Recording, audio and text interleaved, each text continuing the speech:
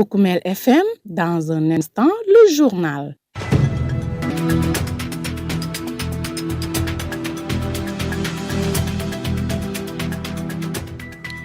Vous êtes bien à l'écoute de Poukoumel FM, la 106.0 émettant à Goudomp.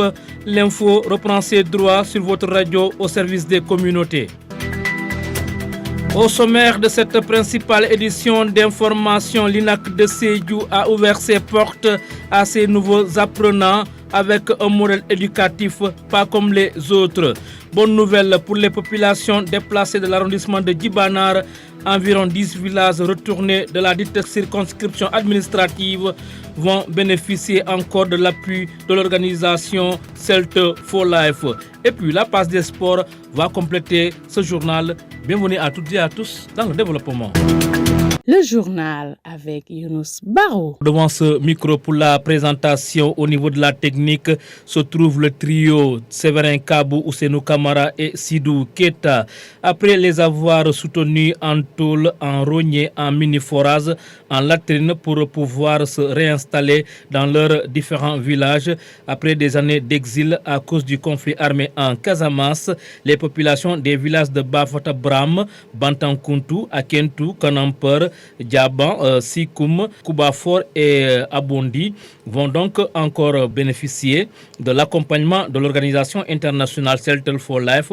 Pour ce faire, ces agents sont en train de dérouler une enquête auprès des concernés afin d'identifier leurs vrais besoins pour une bonne intervention. Sori Kamara, agent de liaison à Celt for Life, s'en explique au micro de votre serviteur. Nous remercions les autorités étatiques, les populations et aussi tous les partenaires de projet. Parce que depuis qu'on a commencé ce programme, c'est la réinstallation des populations retournées dans plusieurs villages. Et pour un peu revenir dans l'historique, c'est le programme qui a fait qu'aujourd'hui, beaucoup de familles retournées sont installées dans leur village en leur appuyant avec des matériels de construction. 120 tôles, 40 rogniers, des latrines, ensuite des points d'eau.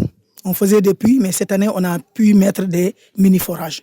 Et fort de tous ces acquis, le programme continue avec quelques villages. On n'a pas pris tous les villages cette année. Pourquoi? Parce que le programme a déjà fait 3 ans dans la zone, donc a beaucoup fait. Donc nous présentons nos excuses à d'autres villages qui n'ont pas eu les listes pour pouvoir continuer le programme avec eux, mais ils peuvent comprendre parce qu'ils ont été beaucoup accompagnés. Et il y a d'autres besoins ailleurs.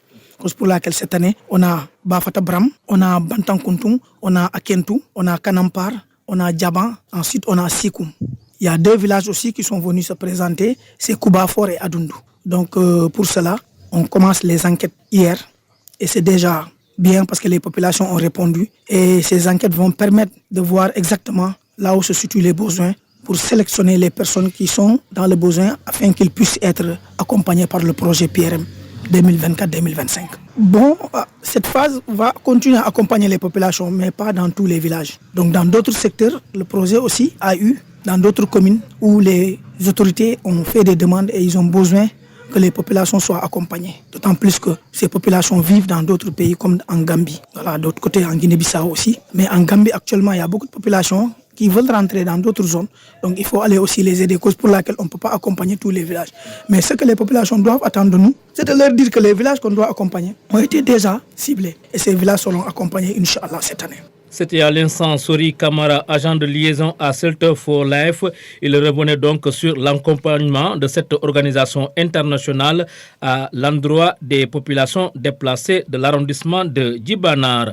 Un mot d'éducation à présent, les activités pédagogiques ont bien démarré lundi 4 novembre 2024 au lycée Armée Nation pour la qualité et l'équité, l'INAC de Sédhiou. Ces premières vagues d'élèves au nombre de 480 élèves des niveaux 6e, 5e et seconde ont été bien accueillis. L'inspecteur d'académie de Sédhiou qui a assisté à leur arrivée a tout bonnement apprécié cette nouvelle offre éducative de qualité pour les apprenants du Sénégal. Le voici. Je crois que les autorités ont mis le bouchée double, le ministère de l'Éducation nationale, à travers le ministère de l'Éducation nationale, mais aussi le ministère des Forces armées et aussi le projet, le PAPS qui nous appuie, qui nous accompagne par rapport à la réalisation de cette belle œuvre. Il faut dire que c'est un lycée unique en son genre. C'est une nouvelle offre éducative de qualité aux jeunes Sénégalais parce que le lycée va recevoir des élèves de 6e, de 5e, mais aussi des élèves de seconde. Donc il faut dire que la sécurité, la surveillance, la restauration sont des éléments essentiels et nous avons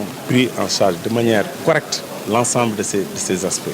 Aujourd'hui, on se réjouit du dispositif sécuritaire qui a été mis en place au sein de ce lycée. Vous avez compris qu'avec le haut fonctionnaire de défense, le colonel Mbouet, il a parlé du dispositif de sécurité. Mais nous avons des caméras de surveillance, nous avons la sécurité, le personnel d'encadrement. Je crois que les enfants sont rassurés, ils sont dans de bonnes conditions de sécurité, mais aussi dans de bonnes conditions d'études. Nous avons un plan progressif de convoyage des élèves. Donc l'ensemble des élèves seront présents, les élèves seront tous présents au niveau du lycée à partir du mercredi. Donc les élèves qui sont là présents vont démarrer les cours. Pour le moment, nous avons prévu de recevoir 480 élèves, filles et garçons. C'est l'ensemble des élèves du Sénégal. Le colonel Cheikh El Walid Mbodj, haut fonctionnaire de défense au niveau du ministère de l'Éducation nationale, quant à lui, a tenu à relever le profil du personnel de service et d'encadrement. Nous l'écoutons. Le modèle organisationnel en fait est issu de discussions que nous avions eues avec le ministère des Forces armées et sur le plan de l'encadrement précisément, le commandant d'école est un officier supérieur des armées, donc c'est un colonel.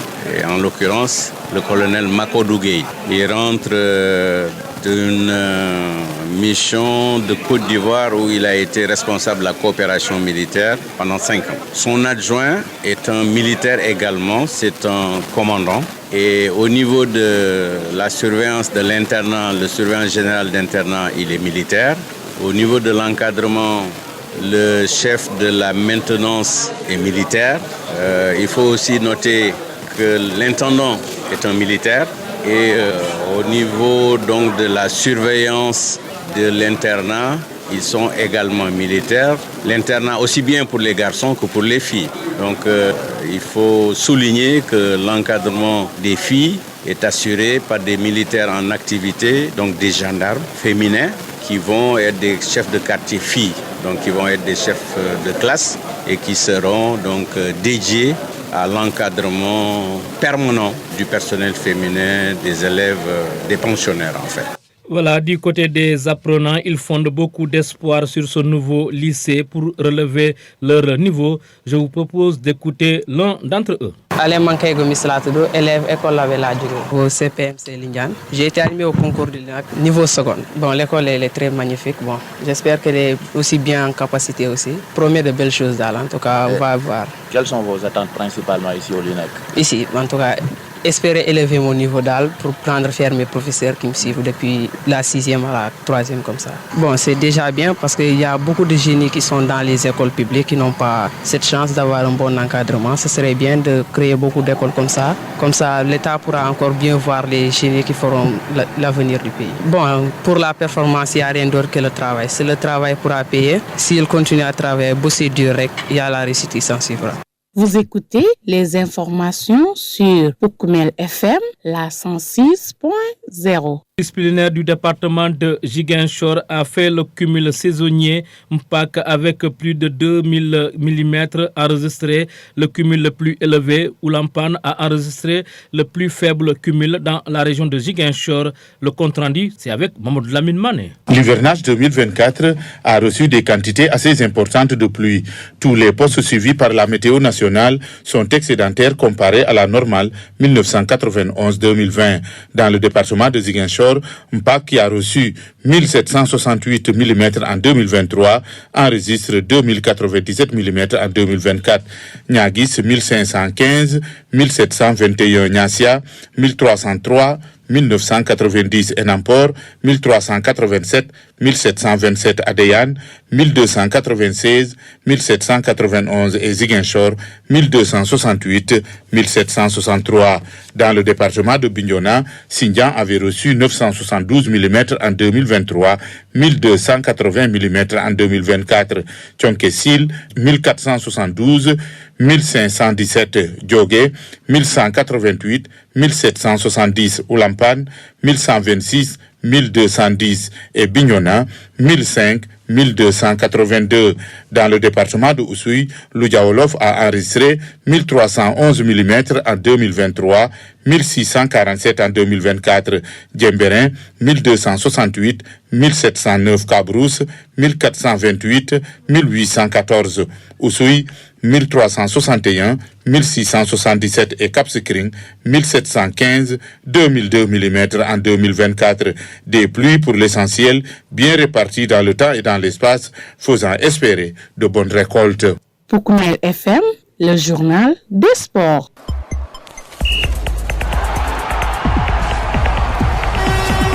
Voilà donc, vous l'avez compris, nous allons entamer la phase des sports en vue de leur participation aux éliminatoires du championnat d'Afrique des Nations CHAN. L'équipe nationale locale du Sénégal a entamé un stage intensif au régime internat du 5 au 7 novembre 2024 au centre de développement technique Jules-François Bocandé à Toubab Dialaw. Cette préparation décisive pour les lions locaux a pour objectif de les préparer efficacement pour le dernier tour des éliminatoires de la compétition.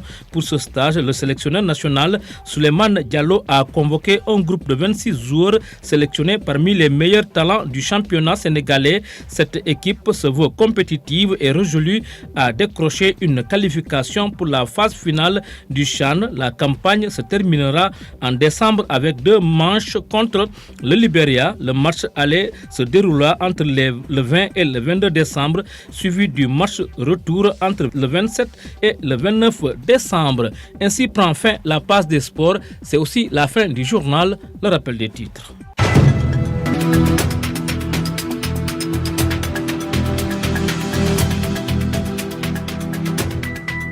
L'INAC de Sédhiou a ouvert ses portes à ses nouveaux apprenants avec un modèle éducatif pas comme les autres. Vous avez suivi tous les détails avec l'inspecteur d'académie ainsi que le colonel et les nouveaux apprenants.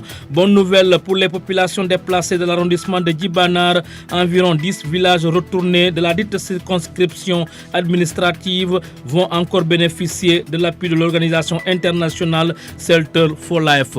La passe des sports a complété cette présente édition d'information mise en onde par le trio Séverin Kabou, Ousseynou Kamara et Sidou Keita. À la présentation, c'était votre ami et humble serviteur. Je passe sous le nom de Younous Baro. Gardez l'écoute, la version mandingue, c'est après ceci. Vous écoutez les informations sur Koumel FM, la 106.0.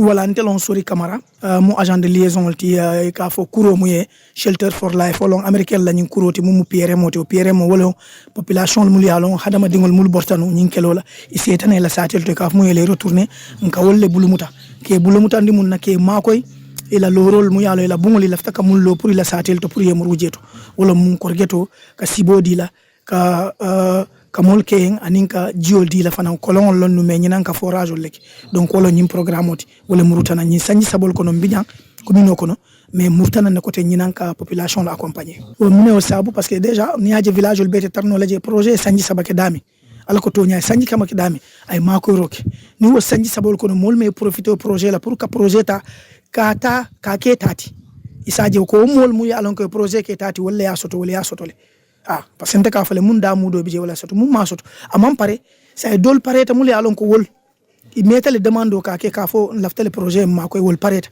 donc faut projet de localiser taje bari mebula carrément wala na nyim village wala ngamul foy mun kata ba fata bramti mun kata jabanti mun kata akentuti mun kata bantan kuntuti mun kata kanam parti wo village bi mbe wolle accompagner la wasatel muna nambe accompagner la ani sate fulay kaf moy adundu ku ba forol fanan ko ngi accompagner bari wol ka sila programme wol ka fo ngi ma koy silo la ko kontelte ma koy no la silo la fo eta muli alon ko fanan wol lon ko nukum balti muli ala wolle be sirin jang gouvernement wol fanan se ma koy no sila programme no bari tel natale pour ka mol ma koy wo satel ki ma koy ila bunlo ko la ani ji programme bon no yalla wo village ol ni tata wo village ol te bajale le korda jamal lo tawtole wol dol bije borlal ibe sirin sur place le mais ñindol borlal lo muli ala setanan ñinan serun la satel folo takase donc ni setana ñina foki accompagner mais wodol serun ko ba ko to wol dol setana ne donc wala no sanyi sabol ko ngol bulumuta donc sa fono wala mol jamal setana ne sa ñindol mu yalo ñina no le setana foko wol fanam bulumuta ke makoy parce que projet ñate mo be makoy non atata nata ñing communal be nkamul makoy ñagis ñasia kata commune de Djibanar kata o commune dolto kataba 1 kataba 2 kata ni commune ol beta be 300 personnes donc nka wolle ma ko no 300 personnes donc 300 personnes ni ajube mo be dati tarno la je me wo sandol ngamo jamal ma ko le data taje kon fo nga continuer wala na programme be continuer la pour fanali e munya mole donc barka monsieur Barwa barka.